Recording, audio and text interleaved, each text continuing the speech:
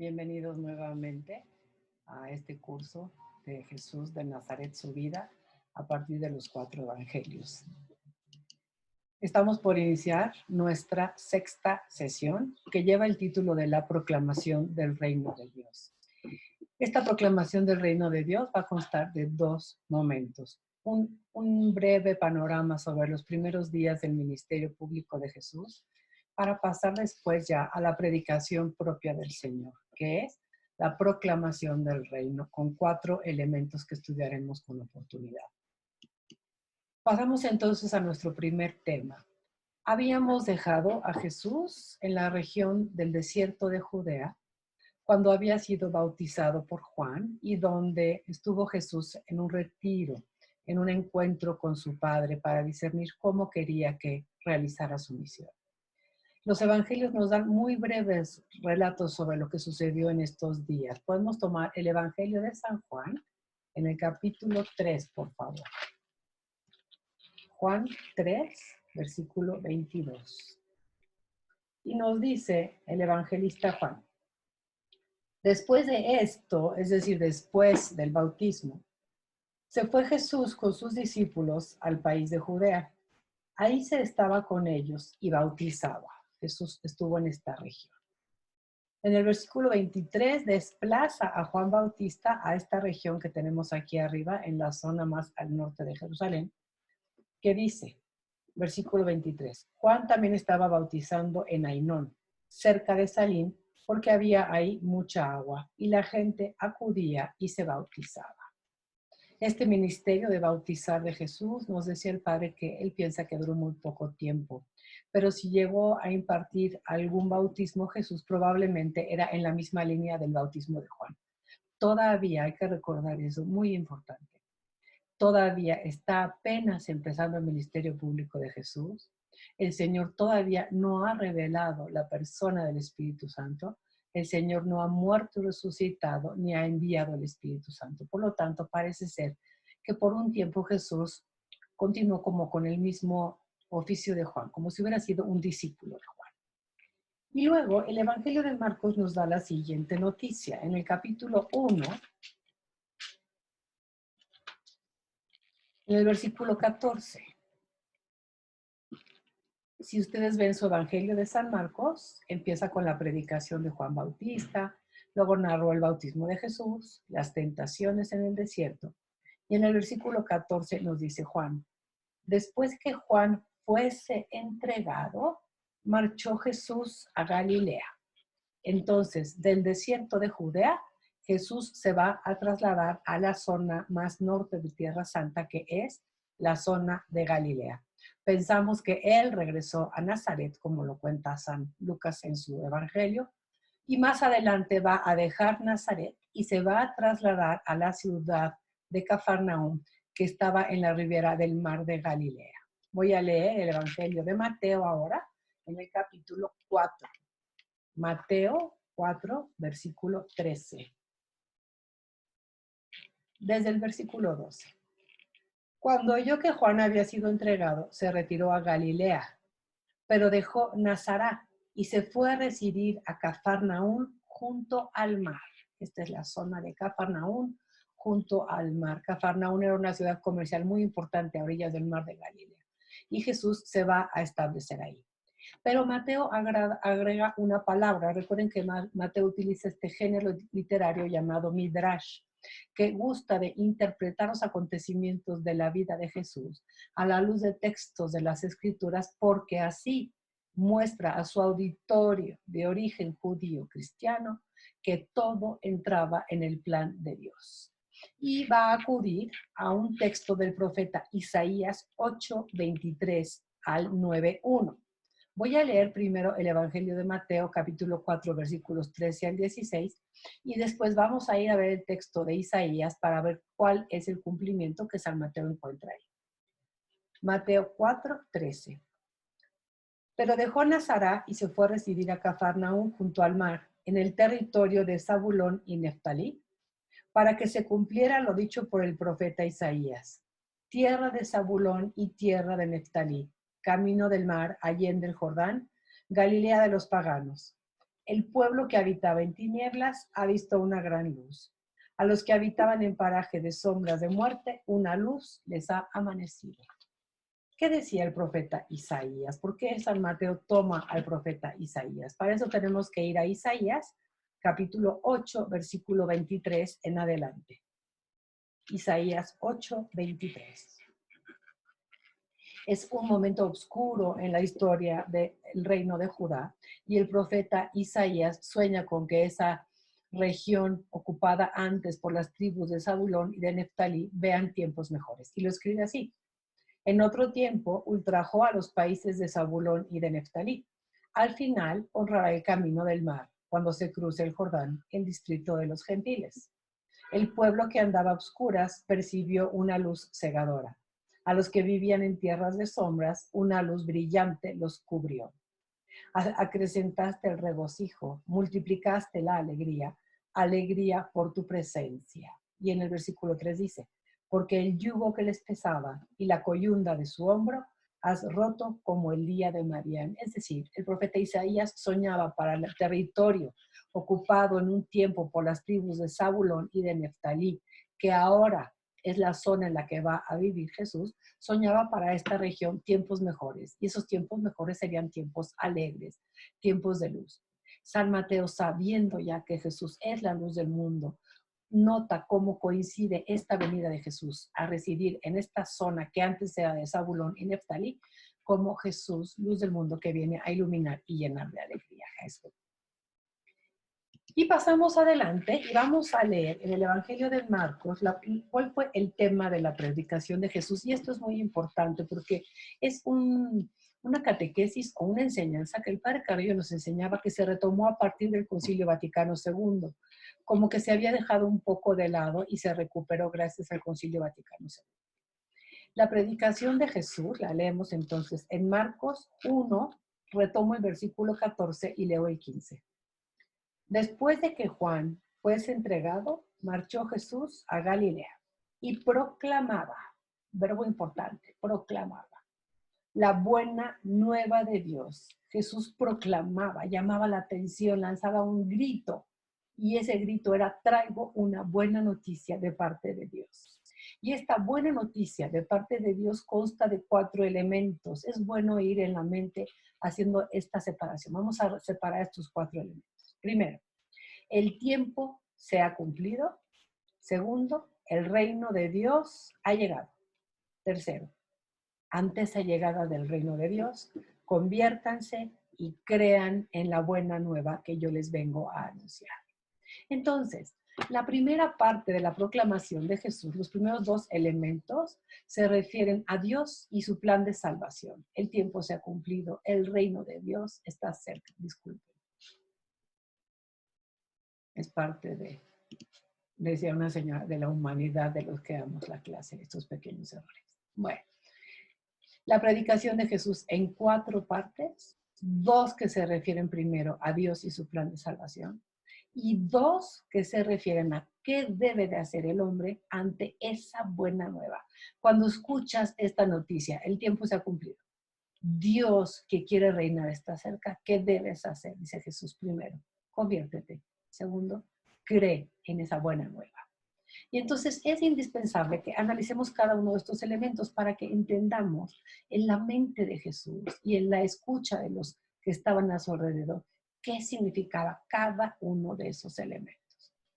El primer elemento es: el tiempo se ha cumplido. La palabra griega es kairos. Kairos.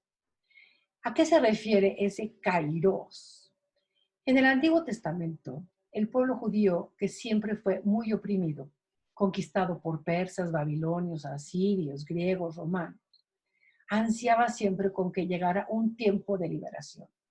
Siendo ellos el pueblo elegido de Dios y siendo Dios todo amor y toda fidelidad, Dios cumpliría siempre su alianza con ellos. Y por lo tanto, un día intervendría favorablemente para castigar a los opresores y salvar a Israel.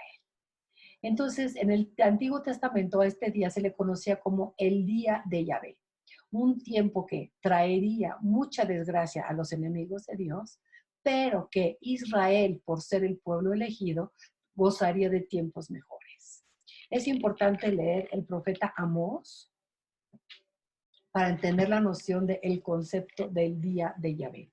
Profeta Amós, capítulo 5, del versículo 18 al 20. Dice así: Ay de los que ansían el día de Yahvé. ¿Qué creéis que es el día de Yahvé? Es tinieblas que no luz para los opresores de Israel. Como cuando uno huye de león y se topa con un oso, o al entrar en casa apoya una mano en la pared y le muerde una culebra.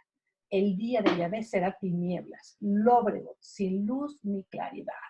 ¿Para quién? Para los enemigos de Yahvé. Los enemigos de Israel son los enemigos de Yahvé. Vayamos ahora al profeta Sofonías, en el capítulo 1, versículo 15. Profeta Sofonías, capítulo 1, versículo 15. Escuchen. Aquel día será día de ira, día de angustia y aprieto, día de devastación y desolación, día de tinieblas y oscuridad, día de nubes y densa niebla, día de trompeta y griterío, contra las ciudades fortificadas, contra los altos baluartes. Pondré a los hombres en aprieto, y ellos andarán como ciegos. Su sangre se derramará como polvo y su carne como excremento. Ni su plata ni su oro podrán salvarlos el día de la ira de Yahvé, cuando el fuego de su celo, de su amor por su pueblo, devore la tierra enferma, entera, pues acabará de forma terrorífica con todos los habitantes de la tierra. Es decir, el día de Yahvé es un día en el que Dios va a intervenir y va a traer desgracia a los enemigos opresores de su pueblo. Pero a Israel, que es el pueblo elegido, esta intervención de Dios, ellos no esperaban algo menos que favorable, porque ellos son el pueblo elegido. Retomemos el profeta Amós. Profeta Amós, capítulo 9, versículo 11.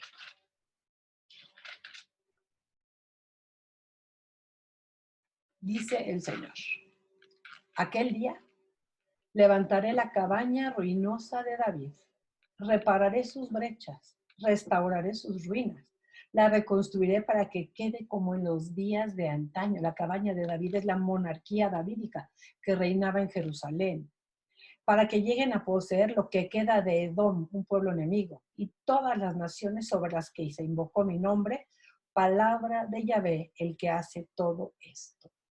Mirad que ya vienen días en que el arador alcanzará al segador como una imagen de grandiosa fecundidad, y el que pisa la uva al sembrador. Destilarán vino los montes y todas las colinas se derretirán. Es una imagen de bonanza y de privilegio para el pueblo de Israel. Vamos ahora al profeta Isaías, capítulo 12, versículo 1, para volver a ver cómo Israel, muy confiada en su prerrogativa de pueblo elegido, sabía que ese día le iría bien. Este es un salmo. Aquel día dirás: yo te alabo, Yahvé, pues aunque te airaste contra mí, se ha calmado tu ira y me has devuelto el consuelo. Este es mi Dios, mi Salvador. Yo, Israel, estoy seguro y sin miedo. Yahvé es mi fuerza y mi canción. Él es mi salvación. Sacaréis agua con gozo de los fontanares de salvación y diréis aquel día: dad gracias a Yahvé, aclamad su nombre, divulgad entre los pueblos sus hazañas, pregonad que es sublime su nombre. Cantad a Yahvé porque ha hecho proezas, algo digno de saberse en toda la tierra. Grita de gozo y de júbilo, moradores de Sión, grande es en medio de ti el Santo de Israel. ¿Ve? Entonces, dos posibilidades ese día de intervención en el Antiguo Testamento: desgracia y castigo a los opresores, y salvación y bonanza para el pueblo de Dios. Este Kairos, o día de Yahvé, pasa al Nuevo Testamento y es considerado como un tiempo oportuno, también de una intervención divina, fijado eternamente por Dios para enviar su salvación, ya no nada más a Israel, sino a todos los hombres. Tenemos que leer para esto dos textos del Nuevo Testamento. Primero, Gálatas 4:4, que ya lo leímos cuando estudiamos la infancia de Jesús. Gálatas capítulo 4, versículo 4. Dice así: pero al llegar el Kairos, es decir, la plenitud de los tiempos, envió Dios a su Hijo, nacido de mujer, nacido bajo el régimen de la ley, para rescatar a todos los que se hallaban sometida a ella y para que recibiéramos la condición de hijos de Dios. Y después, San Pablo, en la epístola a los Efesios, busquen por favor la epístola a los Efesios, capítulo 1, versículo 10. Efesios 1, 10. Voy a leer desde el versículo 9. Es un himno al plan de salvación de Dios, muy hermoso de San Pablo. Y en el versículo 9 dice, en efecto, Dios nos ha dado a conocer el misterio de su voluntad, conforme al benévolo proyecto que se había propuesto de antemano. ¿Ven?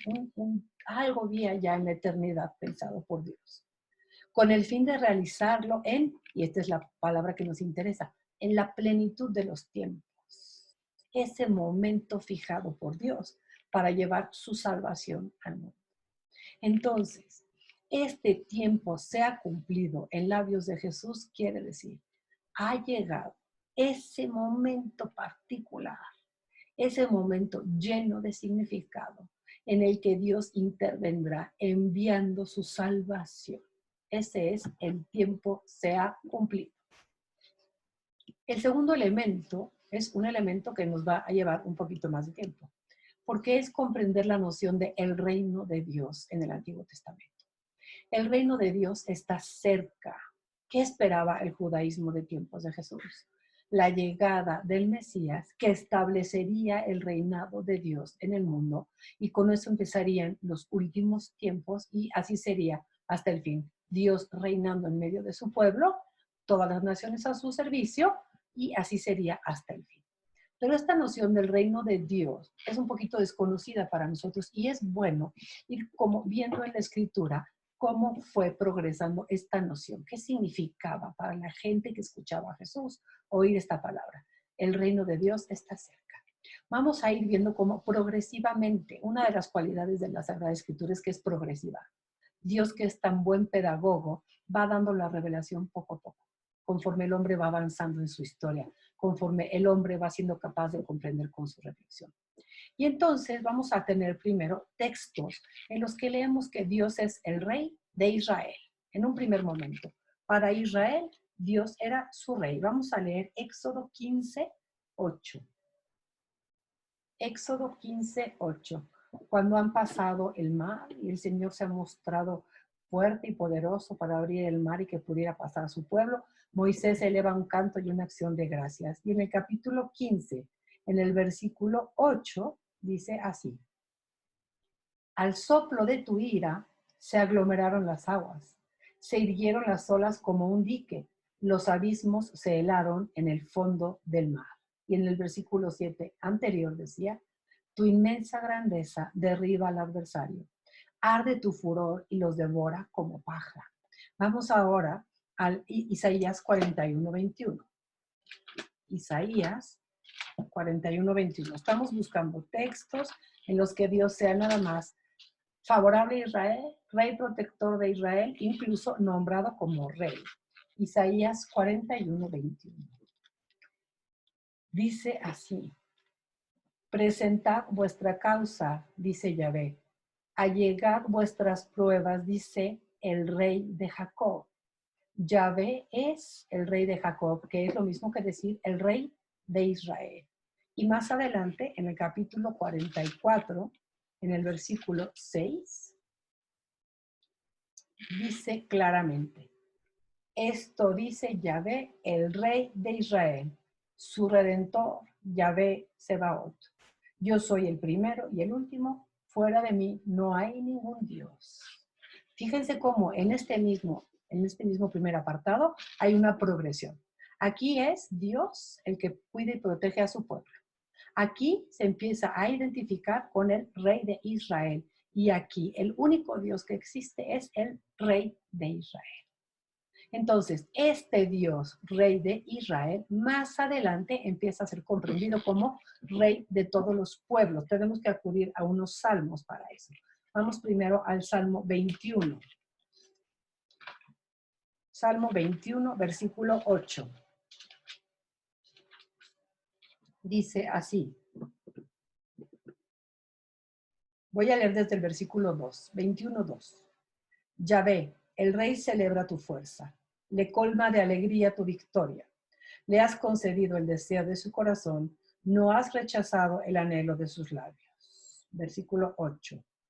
Porque el rey confía en Yahvé, por gracia del Altísimo no vacilará. El que está procurándole al rey toda esta majestad es Yahvé. ¿Por qué será?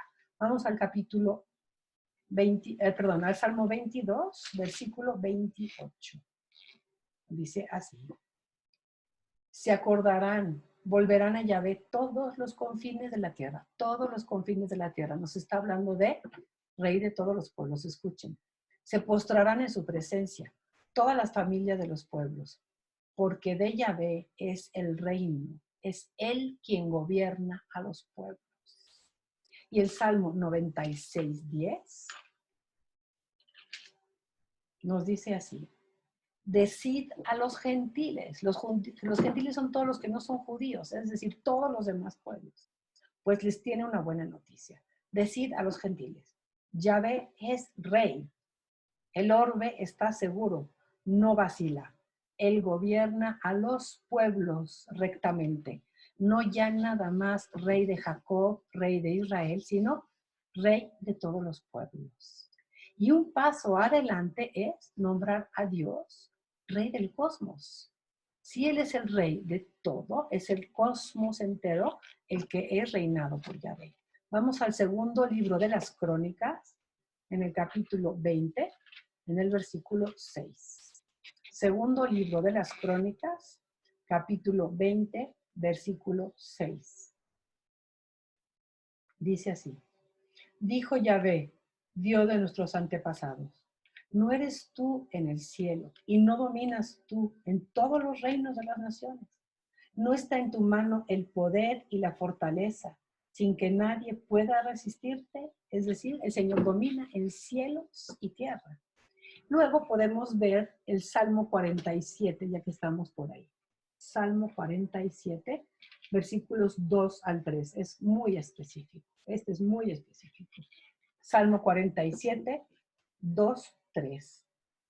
Pueblos, tocad palmas, aclamad a Dios con gritos de alegría, porque Yahvé, el Altísimo, es terrible, el gran rey de toda la tierra.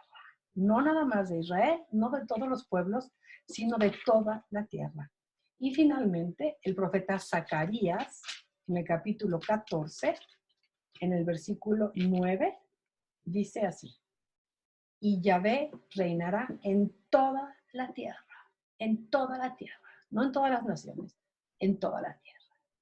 Pues bien, este rey de Israel, de todos los pueblos y del cosmos, ha elegido Jerusalén como su morada.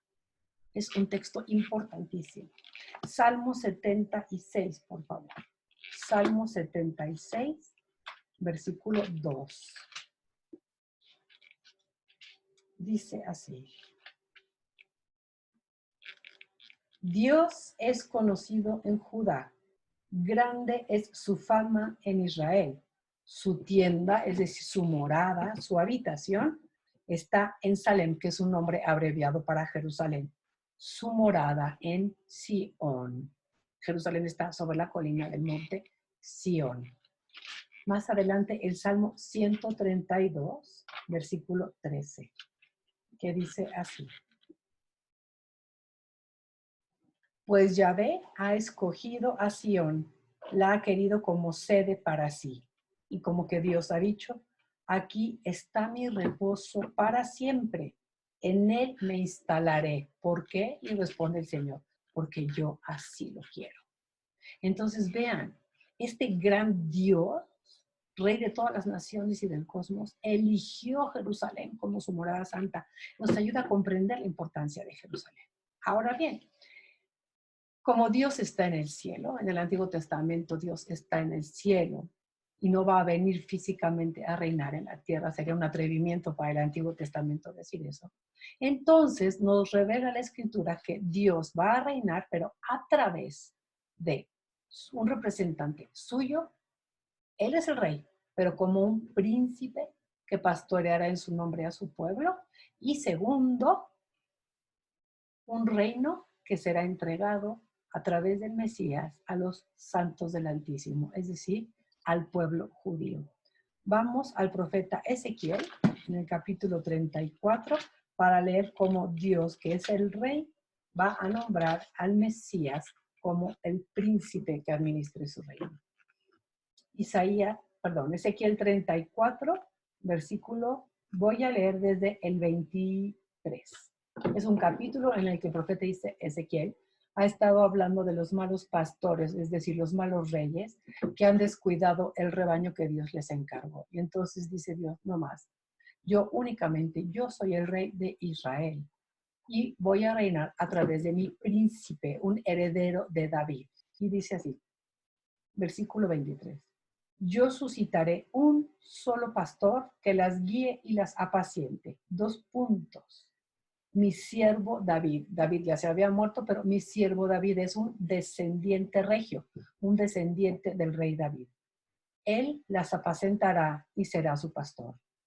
Yo, Yahvé, seré su Dios, y mi siervo David será su príncipe. Y una palabra bien importante. Concluiré con ellos una alianza de paz. Cuando venga ese reinado de Dios a través del Mesías, será un reinado de paz. Pero ese Mesías que va a reinar también recibe otro nombre en otro profeta, que es el profeta Daniel. Y vamos a buscar Daniel capítulo 7, versículos 13 al 14. ¿Por qué el Mesías puede reinar? Porque Dios le entrega todo el poder y todo el reino a él. Dice Daniel 7:13.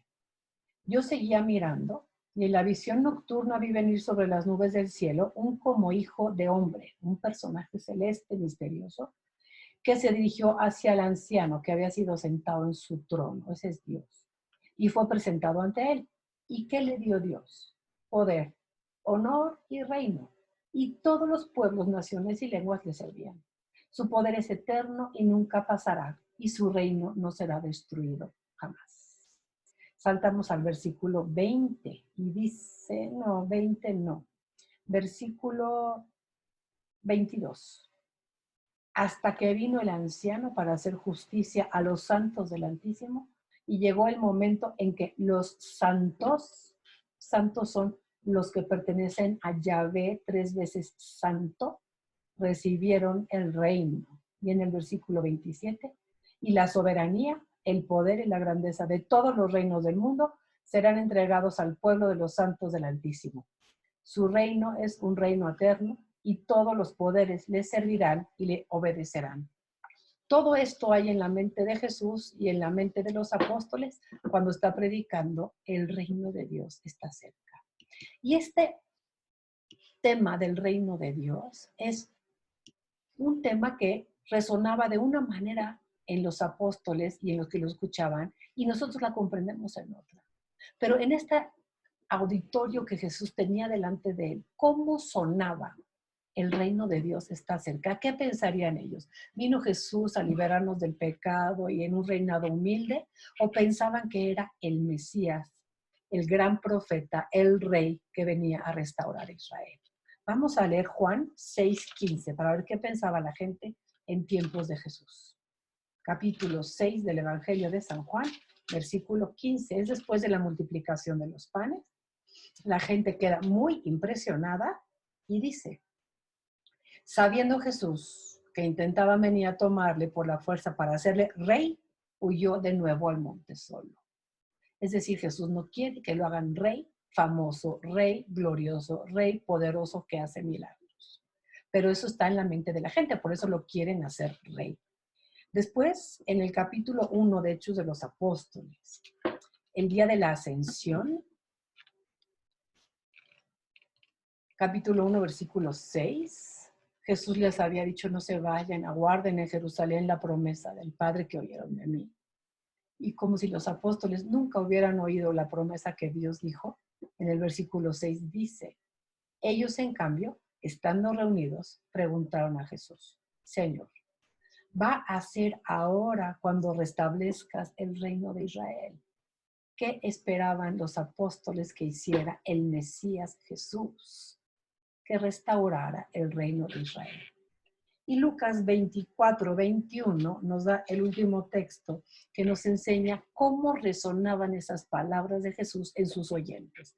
Lucas 24, versículo 21. Son los discípulos de Emaús, que ante un crucificado que aparentemente está derrotado, que ellos habían confesado días antes era el Mesías, dicen así: nosotros esperábamos que iba a ser él quien liberaría a Israel, pero con todas estas cosas llevamos 3 días desde que eso pasó. Ya, todo acabó, no hay nada más. ¿Por qué? Porque pensábamos que era el Mesías, pero no ha liberado a nadie, no ha restaurado nada, entonces ya pasó. Bien importante, Jesús a lo largo de su ministerio público va a ir enseñándoles cómo es este reino de Dios que él anuncia. Desde el inicio de su predicación después del bautismo, acabamos de leer, el tiempo se ha cumplido. El reino de Dios está cerca. Todo el ministerio público de Jesús, desde el otoño del año 27 hasta abril del año 30, Jesús fue predicando el reino de los cielos, el reino de Dios. Dios quiere reinar. Abran su corazón, todo su ministerio público. Durante su pasión, si ustedes recuerdan al ladrón arrepentido que le dice Jesús, acuérdate de mí cuando estés en tu reino. Y Jesús le dice, hoy estarás conmigo en el paraíso. El reino de Dios culminará en el paraíso. Y en Hechos de los Apóstoles, por favor tomen su texto, capítulo 1, versículo 3. Jesús resucitado tenía el mismo tema que al inicio de su predicación. Lo primero que Jesús predicó fue el reino de Dios. Y lo último que predicó, voy a leer 1:3, dice, a los apóstoles, después de su pasión, se les presentó dándoles pruebas de que vivía, dejándose ver de ellos durante 40 días y hablándoles del reino de Dios. Es decir, Jesús de Nazaret tenía un tema de predicación que era el reino de Dios. La palabra hebrea que utilizó Jesús es, en hebreo se dice malkut. Y esta palabra malkut es susceptible de 2 interpretaciones. Hemos comentado que el hebreo es un idioma con pocos vocablos. Y entonces una misma palabra significa 2 cosas distintas. Malkut puede significar reino o reinado. Reino es el territorio sobre el cual un rey ejerce su reinado. Y reinado es la forma en la que ese rey ejerce su poder real. Entonces, en labios de Jesús, Malkut es más bien con el significado reinado. Es decir, el reino de Dios está cerca. Dios quiere venir a reinar en su pueblo y en el mundo. Pero Dios, dice Jesús, y lo vamos a leer a lo largo de los evangelios, no impone su reinado, sino que lo ofrece como un don. Y ofrecido como un don, y el hombre siendo libre, queda libre de aceptarlo o de rechazarlo. Por un lado, Jesús ofrece el reino de Dios a todos los hombres, pero por otro lado, tiene sus exigencias para entrar en él. Hay que ser humilde y sencillo, hay que ser grato de corazón a Dios, manso, una persona que haga la voluntad de Dios. Pero en resumen, Mateo nos va a decir, vivir bajo el reinado de Dios es lo mismo que hacer la voluntad del Padre. Entonces, hay que hacer una aplicación de todo este tema del reinado de Dios a la propia vida. Recordemos, es el Instituto de Pastoral Bíblica. Leemos la Escritura, la estudiamos, pero para aplicarla a la vida una vez que recibimos la única interpretación que nos enseña la Iglesia. La actualización podría ser, Dios quiere reinar en mi vida, en mis decisiones, en mi familia, en mi trabajo, en mi país, en mi sociedad. La pregunta es, ¿le daremos cabida al Señor? Pasamos al tercer elemento. Convertidos. Y esta palabra hay que entenderla bien porque yo cuando empecé a estudiar con el Padre pensaba que convertirse no era una palabra para mí, porque yo pensaba, esto debe de ser para un no creyente, ¿no? Que vaya yo a África y que traiga a alguien que se convierta a Dios. Y no ese es el sentido. La palabra griega de convertidos es metanoite, que significa cambiar de mentalidad, tener otros criterios, adquirir una nueva manera de pensar. Cuando los evangelistas ponen a Jesús, ellos escriben en griego, invitando a la conversión, dicen eso. Ya te encontraste con Jesús, has recibido el anuncio de que Dios quiere reinar en tu vida así. ¿Qué se necesita? Cambia de mentalidad. Jesús te invita a tener otros criterios, a adquirir una nueva manera de pensar. Pero podemos complementarlo diciendo que Jesús no hablaba en griego, sino en hebreo arameo. Y utilizó la palabra tubu o shubu, que significa volver, regresar. Es decir, es la invitación a, te has alejado de tu Dios, no importa, no importa. Lo que necesito, dice Dios, que hagas tú es que vuelvas. Yo te ofrezco mi reinado. Si te has alejado o no lo has aceptado, no importa. Lo importante es que regreses a mí de quien me has alejado. La gran falta del ser humano, el pecado de Israel a lo largo de la Escritura fue olvidarse de su Dios e irse tras otros dioses.